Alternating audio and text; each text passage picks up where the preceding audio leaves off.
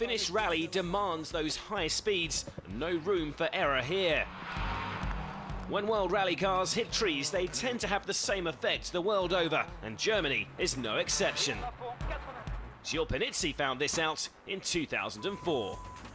Just watch his expression now as a copse of trees gets closer and closer. There was nothing he could do to slow that car down on the wet grass.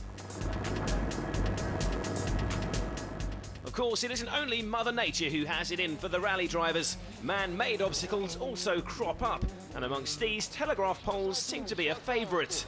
Pour droite 60, François.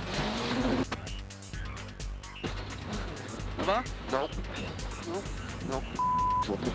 Francois Duval actually demolishing that concrete telegraph pole. Fortunately, his car took the brunt of this accident.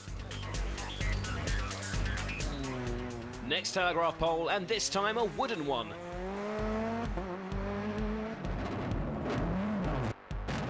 Roman Cresta, competing in Monte Carlo, will thank all his lucky stars that that telegraph pole was there. It stops him falling down a very steep cliff.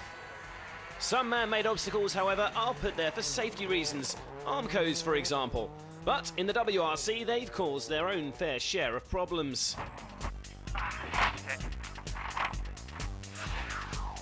That Armco completely demolishing Armin Kramer's Ford Focus.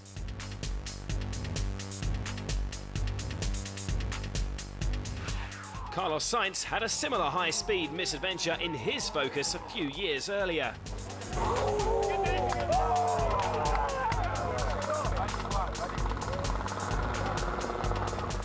A head-on smash with an Armco creates a big dent in your car, and Carlos has to swap horsepower for pedal power to get back to the service park.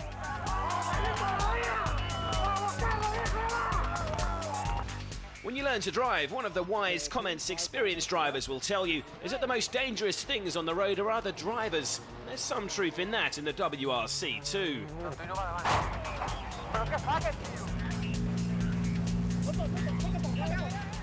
Here's Harry Rovanperä flat out on the Swedish snow. But the last thing he expected to see in the middle of the stage was this.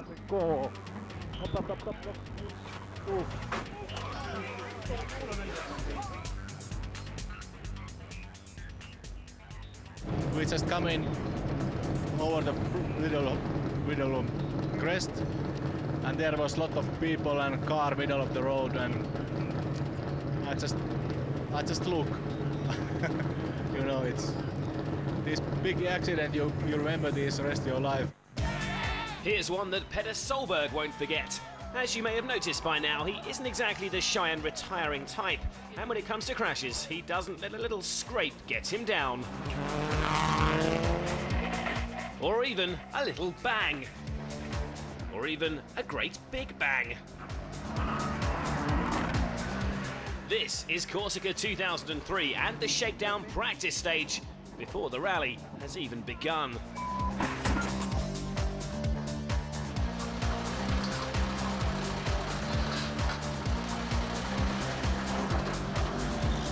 The car was very, very heavily damaged. When we've got the car back, we looked at all sorts of options, from everything from flying a car in from England that night. Then we set about finding a local body shop, and then we had to strip the car down. It involved most of the team at some point. The car was ready at 7 o'clock the next morning. It's a little taped together, but ready for Petter to start the rally.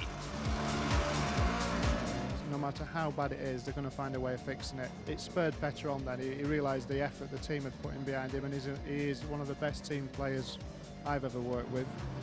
And then guess what? The hard work paid off. And through some special driving, some great tyre choices, and Petter's sheer determination, Mr. Solberg went on to win the rally. Shot by right to 50, should have long tightens, one left up the beam.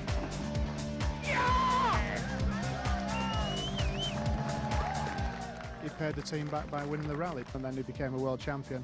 And that was that was a real special thing about it. It was all part of him becoming world champion. When you or I drive a car, one of the worst things that happens to us is to be involved in any type of crash. For a rally driver though, crashing is almost as much part of the job as driving the perfect stage.